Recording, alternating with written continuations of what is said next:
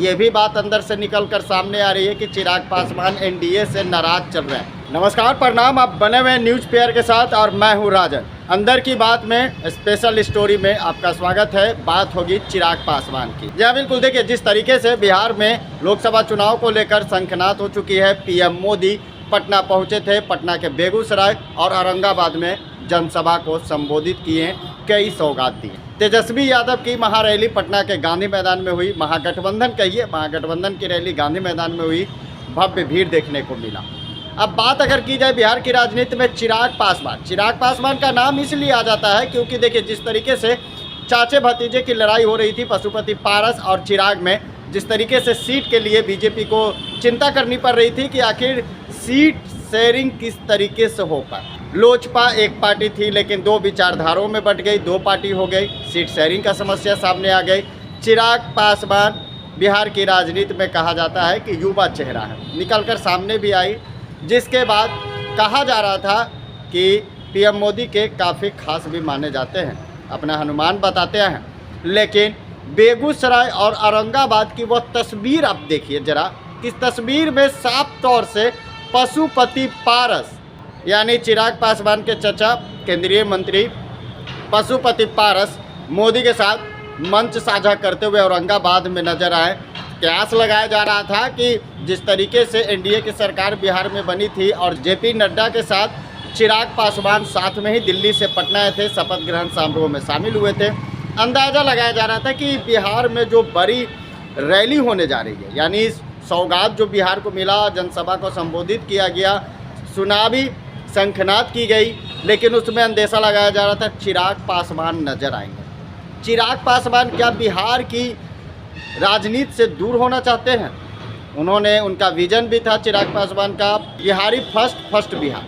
अब जिसको लेकर सस्पेंस बरकरार है, ये भी बात अंदर से निकलकर सामने आ रही है कि चिराग पासवान एनडीए से नाराज चल रहे हैं। उनकी मन मुताबिक कामें नहीं हो पा रही है, जिसके वजह से वो नाराज चल रहे हैं। और यहाँ तक कि आरजेडी ने भी ऑफर दे दिया है चिराग पासवान को लेकर कि वो महागठबंधन में आ सकते हैं, उनका स्वागत होगा। और जिस तरीके से महागठबंधन में अगर वो जाते हैं तो दो युवा चेहरा सामने आ जाएंगे बिहार की राजनीति के लिए, वो तेजस्वी यादव और चिराग पासवान। खैर, चिराग पासवान महागठबंधन के साथ जाने वाले तो नहीं हैं, उन्होंने साफ तौर से कह दिया था। लेकिन उन्होंने एक बयान भी दिया था कुछ समय पहले कि देखिए मन मुताबिक अगर काम नहीं होती है तो लोग परिवर्तन चाहते हैं। चिराग पासवान क्या पलटी मार सकते हैं? क्या महागठबंधन से उनकी बातें हो रही है? साफ तौर से चर्चा का बाजार गर्म है क्योंकि चिराग पासवान मंच साझा करते हुए नहीं आए। ये भी बात सामने आई जब पिछले एनडीए की सरकार जब बिहार में नहीं बनी थी तो लगातार चिराग पासवान सीएम नीतीश कुमार को कोसते हुए रहते थे। सीएम नीतीश पर निशाना साधने से नहीं चुकते थे। लेकिन जिस तरीके से एनडीए की सरकार बनती है, एनडीए की सरकार बनने के बाद चिराग पासवान सॉफ्ट कॉर्नर पकड़ते हैं और वह सॉफ्ट कॉर्नर बिहार की राजनीति होती है। चिराग पासवान बिहार की राजनीति में रामविलास के जाने के बाद चिराग पासवान ने सत्ता को संभाला और उनकी फ्लोइंग बिहार की राजनीति में बढ़ती चली गई। अब जिसके बाद सभी को अंदेशा लग रहा था कि बेगूसराय और औरंगाबाद में मंच साझा करेंगे पीएम मोदी के साथ चिराग पासवान, लेकिन पशुपति पारस नजर आए।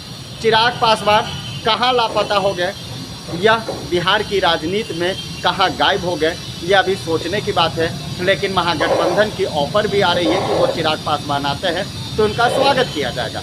लेकिन जिस तरीके से बिहार की राजनीति में कहा जाता है लोकसभा चुनाव और बिहार की राजनीति में चिराग पासवान लंबा खेलना चाहते हैं क्षेत्रीय पार्टी के तौर पर, तो विधानसभा चुनाव चिराग पासवान के लिए बड़ा तुरुप का एक्का भी माना जाता है।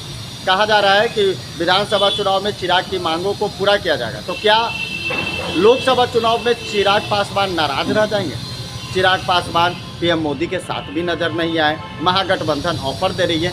चिराग पासवान का क्या कुछ प्लान भी रहेगा, वो देखने वाली बात होगी। लेकिन अभी जो खबरें तो निकल कर सामने आ रही है कि चिराग पासवान एनडीए से नाराज चल रहे हैं और महागठबंधन से उन्हें ऑफर भी मिल रही है।